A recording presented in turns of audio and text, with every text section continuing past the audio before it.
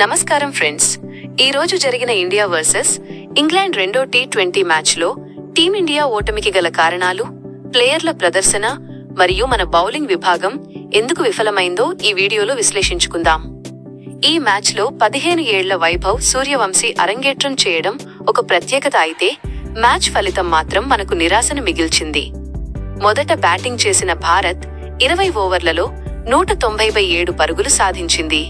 బ్యాటర్ల వివరాలు చూస్తే ఇషాన్ కిషన్ 49 పరుగులు, అభిషేక్ శర్మ 43 పరుగులు, శ్రేయస్ అయ్యర్ 37 పరుగులు, తిలక్ వర్మ 24 పరుగులతో నాటౌట్ గా నిలిచారు.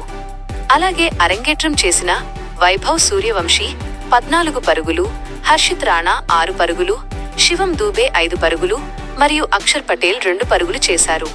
బ్యాటింగ్ పరంగా టీమిండియా పర్వాలేదనిపించినా బౌలింగ్లో మాత్రం చాలా పేలవంగా కనిపించింది. ముఖ్యంగా జస్ప్రీత్ బుమ్రా లేని లోటు ఈ రోజు స్పష్టంగా కనిపిస్తోంది. 191 పరుగుల లక్ష్యంతో బరిలోకి దిగిన ఇంగ్లాండ్ జట్టు 19 ఓవర్లలోనే విజయాన్ని అందుకుంది.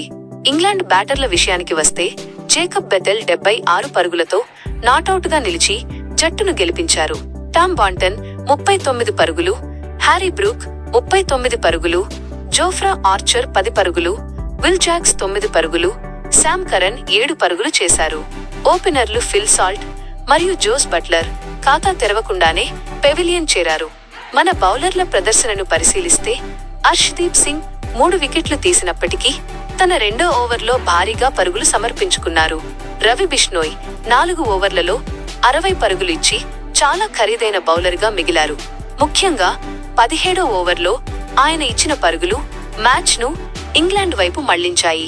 ఇక మిగిలిన బౌలర్లలో అక్షర్ పటేల్ 1/20, వరుణ్ చక్రవర్తి 1/37 మరియు హర్షిత్ రాణా 1/30తో తలో వికెట్ తీశారు. ఇక్కడ మనం గమనించాల్సిన మరో ముఖ్యమైన విషయం ఏమిటంటే, జట్టులో ఎవరైనా ప్లేయర్ల ప్రదర్శన బాగోలేక వారిని తీసివేయాలన్నా ఫామ్లో లేని ఆటగాళ్లను పక్కన పెట్టి మొదటిగా వేటు వేసేది సంజూ శాంసన్ మీదనే. ఇలాంటి నిర్ణయాలు జట్టుపై ఎలాంటి ప్రభావం చూపుతున్నాయో మనం ఆలోచించాలి. బ్యాటింగ్లో రాణించిన బౌలింగ్లో ఇలాంటి పేలవమైన ప్రదర్శన వల్లే మనం వరుసగా మ్యాచ్లను కోల్పోతున్నాం. మరి ఈ ఓటమికి ప్రధాన కారణం ఏంటి? బుమ్రా లేని లోటును మనం ఎలా భర్తీ చేయాలి? మీ అభిప్రాయాలను కింద కామెంట్ చేయండి. మరిన్ని క్రికెట్ విశ్లేషణల కోసం మన ఛానల్కు సబ్స్క్రైబ్ చేసుకోండి. జై హింద్.